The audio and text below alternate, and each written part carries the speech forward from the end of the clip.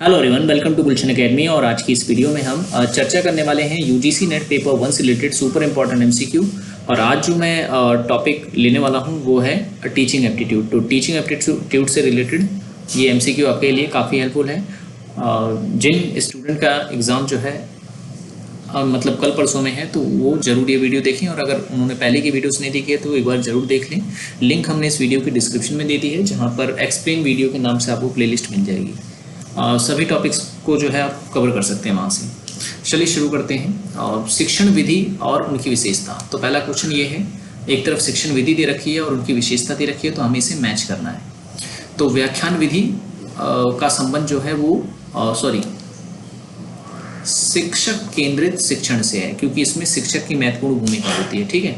जबकि समस्या समाधान जो विधि होती है शिक्षण की, वो वास्तविक समस्या पर आधारित अधिगम होता है। ठीक है। और रचनात्मक शिक्षण किसे कहते हैं? जो छात्र स्वयं ज्ञान का निर्माण जब करता है तो उसे हम कहते हैं रचनात्मक शिक्षण। और सहयोगात्मक शिक्षण किसे कहते हैं? तो सहयोगात्मक शिक्षण जो है वो समूह में सीखने को कहते हैं। ठीक है।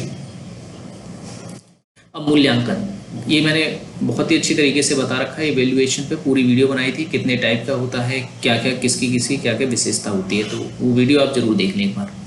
तो निदानात्मक मूल्यांकन, निर्माणात्मक मूल्यांकन, योगात्मक मूल्यांकन और प्लेसमेंट मूल्यांकन। तो निदानात्मक मूल्यांकन का संबंध जो है वो सीखने की कठिनाइयों का पता लगाने से संबंधित है, जबकि निर्माणात्मक मूल्यांकन जो होता है वो सीखने के दौरान मूल्यांकन किया जाता है। और योगात्मक मूल्यांकन जो होता है वो शिक्षण के अंत में किया जाता है। और प्लेसमेंट मूल्यांकन जो होता है वो प्रारंभिक स्तर का निर्धारण करने के लिए जो है किया जाता है। नेक्स्ट क्वेश्चन है, शिक्षण के सिद्धांत यहाँ पे दिए गए हैं और यहाँ पे दिए गए हैं उनके प्रतिपादक। ठीक है। ये क्वेश्चन सीटेट यूपी टेट के एग्जाम के लिए भी बहुत इंपॉर्टेंट है। जैसे प्रबलन का सिद्धांत जो है ये BF स्किनर के द्वारा दिया गया है। ठीक है। और संज्ञानात्मक विकास का जो सिद्धांत है वो जीन पियाजे के द्वारा दिया गया है। सामाजिक अधिगम का जो सिद्धांत है वो अल्बर्ट बंडूरा के द्वारा दिया गया है।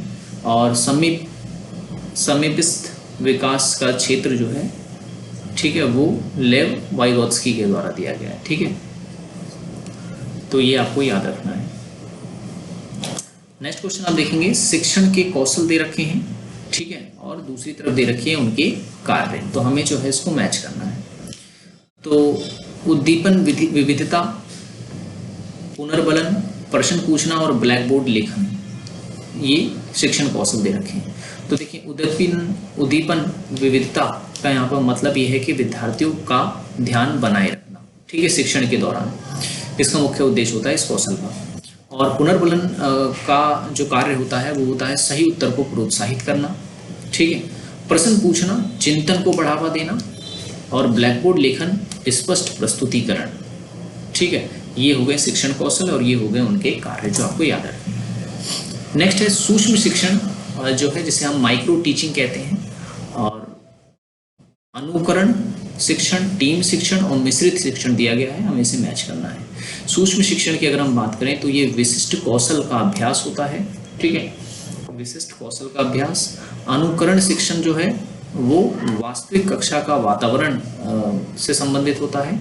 टीम शिक्षण जो है वो है अनेक शिक्षक मिलकर जब पढ़ाते हैं। और मिश्रित शिक्षण जो है वो ऑनलाइन एवं ऑफलाइन शिक्षण का संयोजन होता है इसमें। ठीक है।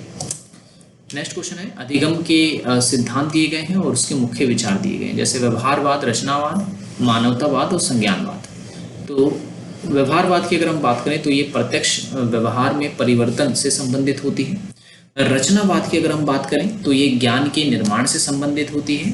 मानवतावाद की बात करें तो ये आत्म विकास से संबंधित है। जबकि संज्ञानवाद की अगर हम बात करें तो ये मानसिक प्रक्रियाओं से संबंधित होती है। ठीक है।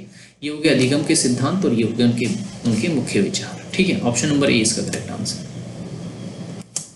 नेक्स्ट क्वेश्चन आप देखेंगे, सूची 1 और सूची 2 करके दे रखा है। यहाँ पर है प्रेरणा, अभिप्रेरणा, उपलब्धि प्रेरणा और बाहरी प्रेरणा। ठीक है। तो हमें इसे मिलाना है।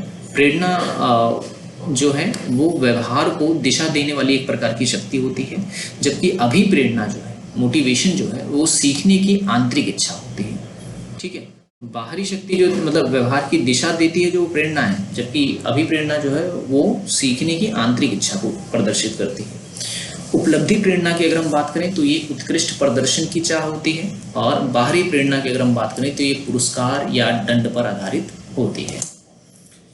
नेक्स्ट क्वेश्चन आप देखेंगे, शिक्षक की भूमिका बताई गई है यहाँ पर और उनकी सूची बताई गई है। तो मार्गदर्शक, मूल्यांकनकर्ता, प्रेरक और नवप्रवर्तक।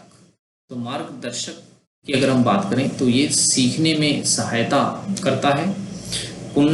मूल्यांकनकर्ता की अगर हम बात करें तो ये उपलब्धि का आकलन करता है।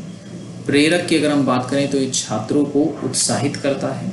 नवप्रवर्तक की अगर हम बात करें तो ये नई शैक्षणिक तकनीकों का उपयोग करता है। ठीक है, तो ये आपको जो है इसमें याद रखना है। नेक्स्ट क्वेश्चन है, शिक्षण मॉडल दिए गए हैं यहाँ पर, और यहाँ पर उनकी विशेषता दी गई है। आगमनात्मक, निगमनात्मक, खोज आधारित शिक्षण परियोजना विधि। जैसे सामान्य से आगमनात्मक जो होता है वो विशिष्ट से सामान्य की ओर चलती है, जबकि निगमनात्मक जो मॉडल है वो सामान्य से विशिष्ट की ओर चलता है। और खोज आधारित शिक्षण जो है वो विद्यार्थी स्वयं तथ्य खोजता है जिसमें, और परियोजना विधि की अगर हम बात करें तो ये वास्तविक जीवन की समस्या पर कार्य करता है। ठीक है, प्रेरणा सिद्धांत दे रखा है और यहाँ पर प्रतिपादक दे रखे हैं। आवश्यकता पदानुक्रम की अगर हम बात करें तो ये अब्राहम मैस्लो के द्वारा यह सिद्धांत दिया गया था। ठीक है, अब्राहम मैस्लो के द्वारा। द्विकारक सिद्धांत किसके द्वारा दिया गया है? तो याद रखना है आपको, ये दिया गया फ्रेडरिक हर्जबर्ग के द्वारा दिया गया है। उपलब्धि प्रेरणा का सिद्धांत डेविड मैकली लेंच के द्वारा दिया गया है, और XY सिद्धांत जो है वो डगलस मैकग्रेगर के द्वारा दिया गया है। ठीक है, ये आपको याद रखना है, ये भी बहुत इंपॉर्टेंट है। ये क्वेश्चन आपके सीटेट और यूपीटेट के लिए भी काफ़ी इंपॉर्टेंट थे क्योंकि वहीं का टॉपिक है ये। ठीक है, ओके, तो आज हमने इन सभी क्वेश्चंस पर डिस्कस किया। आशा करता हूँ ये वीडियो आपको पसंद आया होगा। वीडियो पसंद आया तो लाइक ज़रूर कर देना। चैनल को सब्सक्राइब नहीं किया तो ज़रूर कर लें, ताकि जब जब हम इस तरह की वीडियोज़ डालें आपको नोटिफिकेशन जो है मिलता रहे। और पहले की वीडियो अगर अभी तक आपने नहीं देखी है तो ज़रूर देखें। लिंक मैंने इस वीडियो के डिस्क्रिप्शन में दे दी है, जहाँ पे क्लिक करके आप हमारी सभी वीडियोज़ को देख सकते हैं। ठीक है, और इस वीडियो के एंड में भी आपको लिंक मिल जाएगी। और किसी भी प्रकार का डाउट है तो आप मुझे कमेंट भी कर सकते हैं। So thanks for watching this video.